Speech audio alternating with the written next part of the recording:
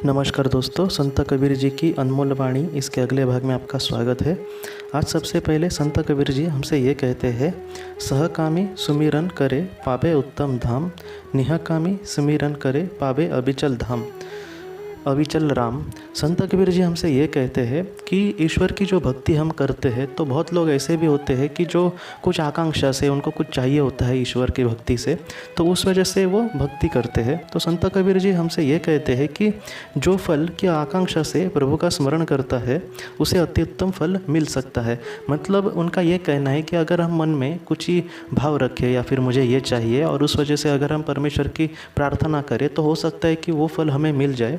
लेकिन उन्होंने ये कहा है बाद में कि जो किसी इच्छा या फिर आकांक्षा के बिना प्रभु का स्मरण करता है, जिसके मन में कुछ भी नहीं है, वो सिर्फ अपना कर्तव्य करने के लिए या फिर उसका कर्तव्य ही उसको लगता है कि मैं भक्ति करूं। जो बड़े बड़े संत थे उन्होंने कभी भी किसी भी चीज़ की आशा या फिर आकांक्षा नहीं की, अपेक्षा नहीं की। सर्वशक्तिमान ईश्वर के वो हमेशा ही भक्ति करते थे, उनसे कभी भी उन्होंने कुछ नहीं मांगा। तो संत कबीर जी यही कहते हैं कि ऐसी अगर कोई भक्ति करे जिसके दिल में कुछ भी उसको नहीं चाहिए, उसको लोभ ही नहीं है, वो सिर्फ सर्वशक्तिमान ईश्वर को अपना समझता है और उसके दिल से भक्ति करता है, तो ऐसा जो इंसान होता है या फिर ऐसा जो, मैं तो उसको इंसान भी नहीं करूँगा, ऐसे जो संत होते हैं उनको क्या मिल सकता है, तो उनको आत्म साक्षात्कार मिल सकता है। देखिए, संत कबीर जी का यही कहना है कि हमें इस तरह से जीने की कोशिश करनी होगी कि हमारे दिल में कुछ भी भाव ना हो। मतलब एक तरह से अगर कहा जाए तो निस्वार्थ रीति से हमें कर्तव्य करना चाहिए। उसका जो फल है वो सर्वशक्तिमान ईश्वर हमें एक बहुत ही अच्छा दे सकता है, या फिर हमारे आत्मा को इतना वो मतलब उठा सकता है कि हम कुछ भी नहीं सोच सकते इसके बारे में। इसलिए मन में कुछ भी भाव रखे बिना हमें अच्छे कर्म करने की कोशिश करनी चाहिए। इसके बाद संत कबीर जी हमसे ये कहते हैं, सच बराबर तप नहीं, झूठ बराबर पाप, जाके हृदय संच है ताके हृदय आप। संत कबीर हमसे ये कहते हैं कि जीवन में अगर हम सत्य से जीने की कोशिश करें तो ये बहुत ही बड़ी तपस्या है। मुझे लगता है कि हमें सबको इसकी थोड़ी सी मतलब अनुभूति होगी कि जीवन में हम अगर सच्चाई के मार्ग पर छोटी छोटी चीज़ों को भी अगर लेकर हम सच्चाई के मार्ग पर चलने की कोशिश करें तो बहुत ही ज़्यादा मुश्किलें आएंगी, और इतनी आएंगी कि हमें ये भी लग सकता है कि जीवन में इस तरह से हम नहीं जी सकते, या फिर अगर हम जिए भी तो भी वो बड़ी तपस्या जैसी ही होती है। लेकिन संत कबीर जी ये कहते हैं कि झूठ से बढ़कर कोई पाप भी नहीं है। मतलब अगर हम सत्य से जीने की कोशिश करें तो हमें बहुत मतलब कठिनाइयों का सामना करना पड़ सकता है, लेकिन अगर हम झूठ से जीते हैं तो ये बहुत ही बड़ा पाप हुआ।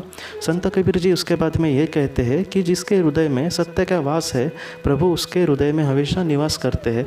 लेकिन इस जीवन में जीते समय जो सत्य से जीने की समझो कोशिश कर रहा है, मैं यही कहूँगा कि हम नहीं जी सकते तो हम कम से कम कोशिश तो करें कि हम अच्छा बने।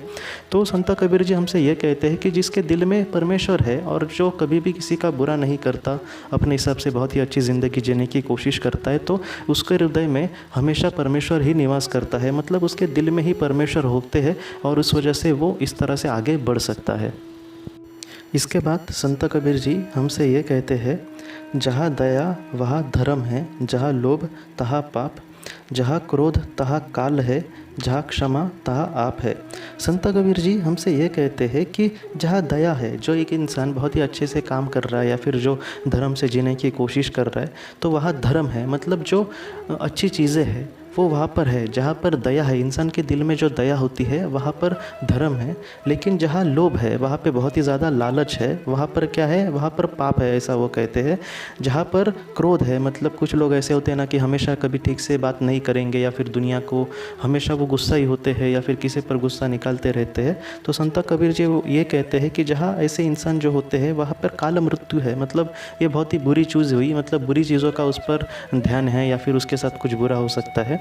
लेकिन आखिर में वो यही कहते हैं कि जहाँ क्षमा है, मतलब जिसके दिल में कभी भी किसी के से लिए वैर नहीं है या फिर जो मन में किसी के लिए गुस्सा नहीं करता, किसी के साथ बुरी तरह से बात नहीं करता, वहाँ पर साक्षात प्रभु का निवास है।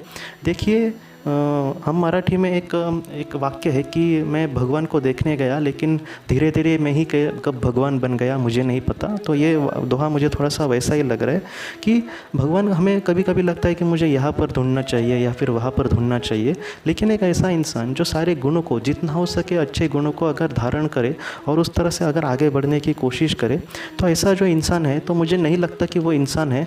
अगर वो अपनी ज़िंदगी में बहुत ही अच्छे से कुछ थोड़ा बहुत भी अगर सफल हो पाया कि कि वो अपनी ज़िंदगी में कुछ लोगों के लिए कर पाया, या फिर एक बहुत ही अच्छी ज़िंदगी लोगों को भी दे सका, या फिर एक कहते हैं ना कि कुछ अच्छा कर पाया, मतलब सारे अच्छे गुणों को धारण कर एक अच्छी ज़िंदगी जीने की कोशिश कर पाया। तो मुझे लगता है कि ऐसा एक इंसान भगवान के जैसा ही है। मतलब भगवान तो नहीं कह सकते, लेकिन वो भगवान के बहुत दूर भी नहीं होगा, और भगवान खुद उसको अपने पास लेकर बुलाएंगे, या फिर बहुत ही ज़्यादा उसको प्यार देंगे, जो भी चीज़ों की उसको कमी है वो भी देने की कोशिश करेंगे।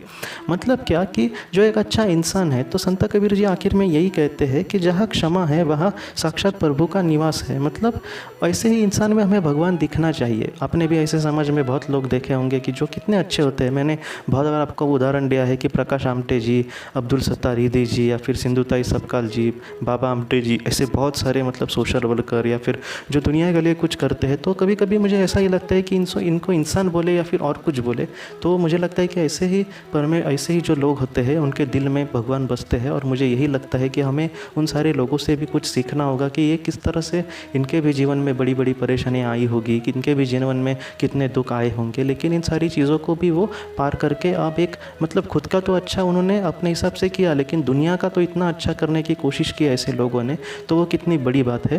तो मुझे ऐसा लगता है कि ऐसा ही जो परमेश्वर है वो ऐसे ही लोगों में बसता है।